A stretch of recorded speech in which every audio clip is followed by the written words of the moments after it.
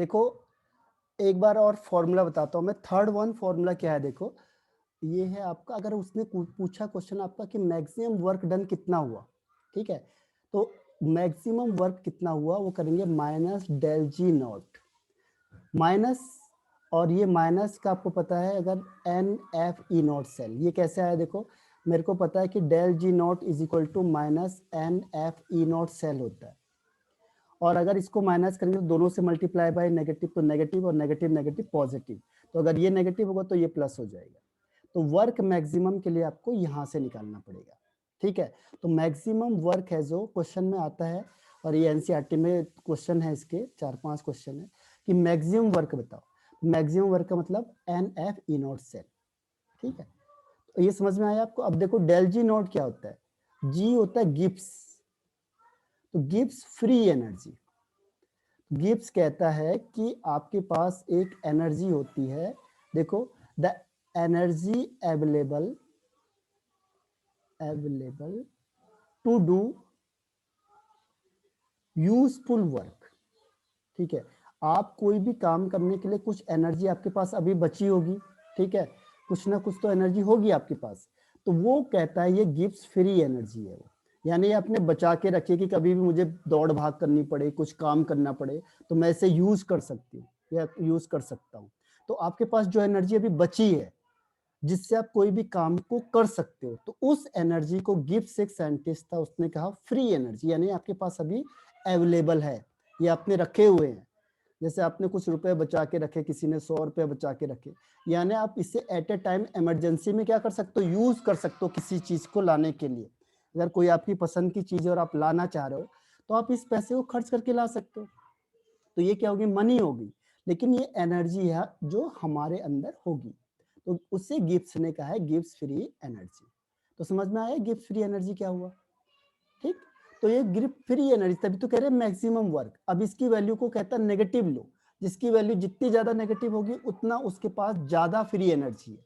ये आपको thermodynamic chapter में बताते हैं, जो डेल जी की वैल्यू जितनी ज्यादा नेगेटिव होगी, मोर नेगेटिव, उतना क्या होगा, उतनी ज्यादा एनर्जी है उसके पास। जितनी मोर नेगेटिव वैल्यू होगी उतना उसकी ज्यादा एनर्जी है, मोर एनर्जी है। लेकिन वर्क तो प्लस में आना चाहिए, तो हमने क्या किया, उसको नेगेटिव कर दिया यहाँ से, ताकि नेगेटिव नेगेटिव क्या आ जाए, आंसर प्लस में आ जाए आंसर, क्योंकि वर्क तो हम प्लस में लेंगे, ठीक है। तो जो आप जितनी एनर्जी आपके पास 100 जूल एनर्जी है, और ये 100 जूल एनर्जी मैंने वर्क में खर्च कर दी, तो क्या हुआ, मेरे को तो बचा ही नहीं कुछ, ठीक है। आपके पास -100 जूल एनर्जी थी, तो मैंने क्या किया, माइनस इंटू माइनस का, आप 100 जूल वर्क कर सकते हो, ठीक है। तो इसीलिए ये एनर्जी को वर्क में कन्वर्ट करने का एक फॉर्मूला है। तो समझ में आया यहाँ तक ये फॉर्मूला और गिब्स फ्री एनर्जी का कॉन्सेप्ट और वर्क डन। इतना आपके पास जूल एनर्जी है जिसको आप किसी भी काम में खर्च कर सकते हो, ठीक है, उसे कहेंगे गिव्स फ्री एनर्जी। फ्री का मतलब आपने बचा के रखा है, उसे संभाल के रखा है, कभी भी मुझे इमरजेंसी में इसको मैं खर्च कर सकता हूँ या कर सकती हूँ। तो समझ में आया दोनों पॉइंट, गिव्स फ्री एनर्जी और वर्क डन। जितना आपके पास एनर्जी ज्यादा होगी उतना आप ज्यादा वर्क कर सकते हो, जितना आपके पास एनर्जी कम होगी उतना आप कम वर्क कर सकते हो, ठीक है। तो क्लियर है, is it clear, yes no, reply करना मुझे। Okay, very good. तो इसे याद भी करना आप साथ साथ। आप एक और फॉर्मूला इसमें देखो, सपोज करो अगर ई नॉट सेल ना दिया हो, आपको दे दिया उसने इक्विलिब्रियम कांस्टेंट, तो हम क्या करेंगे, देखो del G naught is equal to minus N F E naught cell. अब मैं इसको एक्सचेंज कर दूंगा, बदल दूंगा, तो यहाँ पे क्या होगा, यहाँ पे आपको पता है E naught cell is equal to 0.059 upon n log K. अब इसकी वैल्यू को यहाँ रख दो। अगर ई नॉट सेल नहीं दिया आपको और क्या दे दिया आपको, इक्विलिब्रियम कांस्टेंट दे दिया, तो आप इसको रिप्लेस कर दो, तो क्या हो जाएगा, माइनस एन एफ इंटू, इसको थोड़ा बढ़ा के लिखता हूं मैं, लिखूंगा R T upon N F L N की, ठीक है। तो यहां से मैंने एन एफ से एन एफ काट दिया, और एल एन को लॉग में चेंज करना है तो आरटी कैसे है? 2.303 आर, सॉरी, ठीक है, लॉग। तो यहाँ पे हो जाएगा माइनस, ऋषभ सर आरटी कैसे है?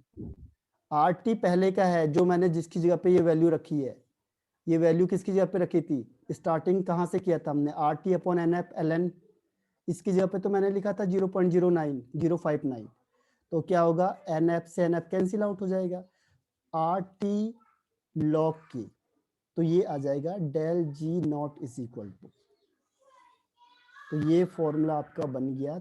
नेक्स्ट फॉर्मूला, अगर आपको K, अब देखो NF से मैं काट सकता था N को, लेकिन क्या होता फिर ये F बच जाता, तो मैंने इसीलिए क्या किया, इनिशियल फॉर्मूले में ले गया ताकि ये और आसान हो जाए। अब R की वैल्यू आपको पता है 8.314, T आपको पता है 298 केल्विन होता है, ठीक है। लॉग की वैल्यू आपको निकालना बता ही देंगे हम, तो यहाँ से सर फिर आपको कैसे डेल जी नॉट आ जाएगा। लॉग की वैल्यू कैसे निकालना? क्या, तो ये समझ में आया आपको, एक फॉर्मूला ये है ऋषभ, तो ये डेल जी सर लॉग की वैल्यू कैसे माइनस निकालना? 2.303 RT लॉग के, ये तीसरा फॉर्मूला हो गया इसी का, सर ये थर्मोडायनेमिक्स में भी है ये फॉर्मूला, ठीक है। तो कोई प्रॉब्लम आई इसमें, देखो हमने क्या किया, चलो एक बार पूछ लेता हूं आपसे, एनी प्रॉब्लम। लॉग की वैल्यू मैं अभी बताऊंगा आपको निकालना, लॉग कैसे निकालते हैं, दो मेथड बताऊंगा, एक इजी मेथड जिसमें आपको लॉग टेबल भी ना देखना पड़े तब भी आप निकाल दो, और पहले आपको बताऊंगा लॉग के टेबल से देखना, और फिर मैं आपको मेथड बताऊंगा कि लॉग टेबल भी ना देखनी पड़ी आपको तो भी आप निकाल दो, ठीक है। वो आपको कल लॉग टेबल मैं दूंगा यहाँ से, और उसके बेस पे हम करेंगे, क्योंकि विदाउट लॉग टेबल आपको नहीं आएगा समझ में। अब देखो एक और फॉर्मूला मैं आपको इसका बता देता हूँ, एक फॉर्मूला ये होता है del G is equal to del G naught plus 2.303 RT log की, ठीक है। एक ये फॉर्मूला इसका होता है, लेकिन ये बहुत कम यूज हुआ आपके बुक में, इसका बहुत कम है, ये थर्मोडायनेमिक्स में ज्यादा है, इसमें कम है, ठीक है। तो del G is equal to del G naught plus 2.303 RT log की, ये एक और फॉर्मूला है, लेकिन ये कम यूज होता है, यहाँ पे ये स्टैंडर्ड में नहीं है और ये स्टैंडर्ड में इसकी वैल्यू दी है, बाकी सेम है, ठीक। तो समझ में आया ये वाला पॉइंट आपको, ये थर्मोडायनेमिक्स में पढ़ा होगा आपने। तो 11th के चैप्टर से रिलेटेड है 4। अब देखो इसमें क्या क्या फॉर्मूला आया गिब्स में, एक मैंने बताया आपको del G naught is equal to minus N F E naught cell, second मैंने कहा आपको del G is equal to minus N F E cell, ठीक है। तीसरा मैंने आपको क्या बताया इसमें, del G is equal to या minus del G is equal to maximum work. चौथा मैंने आपको बताया कि सपोज अगर ये नहीं दी है वैल्यू तो क्या होगी, माइनस 2.303 RT लॉग के, और पांचवा ये फॉर्मूला। तो इसके 5 फॉर्मूले यूज होते हैं, लेकिन ये वाला कम रेयर होता है क्योंकि ये थर्मोडायनेमिक्स में ज्यादा है, तो एक साथ ये वाला क्वेश्चन नहीं है इसमें ज्यादा, ठीक है। इसके ये 1 2 3 4 क्वेश्चन हैं इसके, तो ये पांचों के पांचों आपको याद करने पड़ेंगे। एनी प्रॉब्लम बताओ इसमें, कल मैं न्यूमेरिकल कराऊंगा इसके और लॉग टेबल बता के, ठीक है। कोई प्रॉब्लम हो तो मुझे रिप्लाई करके बताओ, या इसमें बताओ अनम्यूट होके। आईएन क्या है, आईएन का मतलब होता है, देखो एक होता है नेचुरल लॉग, आपने पढ़ा होगा, क्योंकि इक्विलिब्रियम में ये है, और इक्विलिब्रियम में आपको जब 11th में पढ़ा होगा तो इक्विलिब्रियम में आपको ये बताते हैं, ठीक है। 11th में इक्विलिब्रियम होता है, वहां पे आपको पूरा का पूरा लॉग बताया जाता है, अदरवाइज इक्विलिब्रियम चैप्टर पॉसिबल नहीं है विदाउट लॉग के, ठीक। तो ये जो इक्विलिब्रियम होता है इसमें एल एन होता है natural log, L N is natural log, और यहाँ पे जो इसका बेस होता है एल एन का वो होता है ई, ई इज बेस, तो हम इसे ऐसे भी लिख सकते हैं लॉग ई, एल एन को हम लिख सकते हैं लॉग ई, यानी कि जो लॉग होता है उसका बेस ई, उसको हम कहते हैं एल एन यानी नेचुरल लॉग, ठीक है। और अगर हम इसे log की पावर 10 में चेंज करेंगे, यानी बेस 10 में चेंज करेंगे, तो हमें किससे मल्टीप्लाई करना है? इसे 303 से, 2.303 से। बताओ अब, प्लीज स्पीक। अच्छा, तो ये आवाज, मेरे ख्याल से आवाज सही आ रही होगी। चलो और तेज कहता हूं मैं।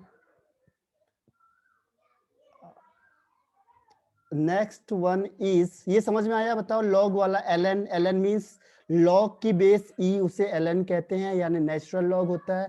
अगर जो हम वैल्यू निकालते हैं लॉग 10 की, उसका होता है 2.303 से उसे मल्टीप्लाई करना। Is it clear? Yes, no? Yes sir. Okay, तो हम आगे बढ़ जाते हैं। एक और टॉपिक लेता हूं मैं आज, छोटा सा, वो है आपके पास, उसकी मैं ट्रिक बताता हूं आपको। ये 11th में भी था, 12th में भी है। तो 11th आपने सही पढ़ी होती तो 12th में आपको दिक्कत नहीं आएगी। ये है आपका इलेक्ट्रोकेमिकल सीरीज। इलेक्ट्रोकेमिकल सीरीज, ये याद भी करनी है आपको, मैं याद करवाता हूं आज। इलेक्ट्रोकेमिकल सीरीज तो एक ऐसी सीरीज होती है जिसमें हम क्या करते हैं, एलिमेंट को अरेंज करते हैं, ठीक है, in increasing order of, increasing कह लो या फिर डिक्रीजिंग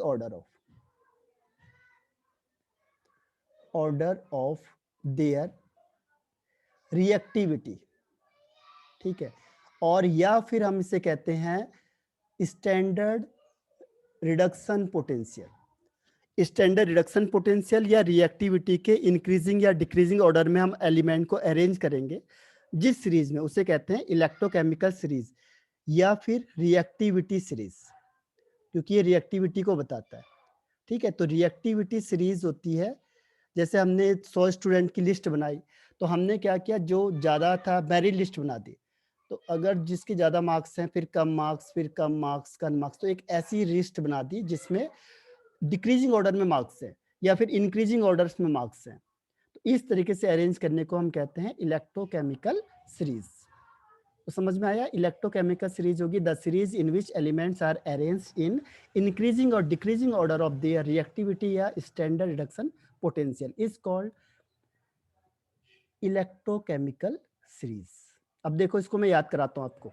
सबसे ज्यादा रिएक्टिव कौन होता है? लिथियम, ठीक है। तो आपको याद करना है, देखो आज लिथियम के बाबा सरदार, ठीक है, लिथियम के बाबा सरदार, काका नाना मांगे आलू पानी में, ठीक है, काका नाना मांगे आलू पानी में, मैंने Mn जिंदा crow, Cr means chromium, fry कर दिया, ठीक है, मैंने जिंदा क्रो फ्राई कर दिया, और कोई नहीं सुने प्रभु हाइड्रोजन की। तो हाइड्रोजन होता है जिसकी 0 होती है वैल्यू। अब इससे ऊपर वाले होते हैं जो नेगेटिव होते हैं, इसके नीचे वाले होते हैं प्लस होते हैं, ठीक है। तो पहले प्लस वाले, माइनस का याद कराओ, फिर मैं प्लस का याद कराता हूं आपको। इसको याद करना है। तो सबसे ज्यादा रिएक्टिव कौन है? Lithium. Lithium is more reactive, तो रिएक्टिविटी डिक्रीज होती जाएगी, ठीक है। और आप कंपैरिजन करो इसके और इसमें, तो आपको पता है कि potassium is more reactive than sodium. ऐसी Mn और Zn में करोगे तो Mn is more reactive than Zn। तो ये एक रिएक्टिविटी सीरीज हो गई, इसको याद करना आपने।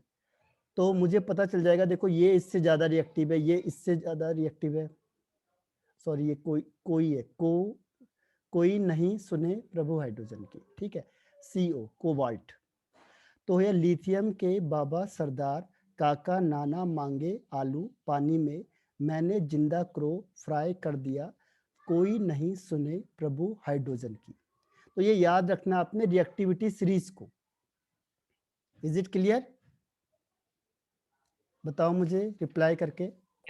Yes sir. याद हो जाएगा ये? Yes sir. हाँ, आज मैं आपको जैसे यस सर, हो माइनस का जाएगा। बताऊंगा, कल मैं आपको प्लस का बताऊंगा। आपने बिल्कुल याद करना है, जैसे ये किया हुआ है।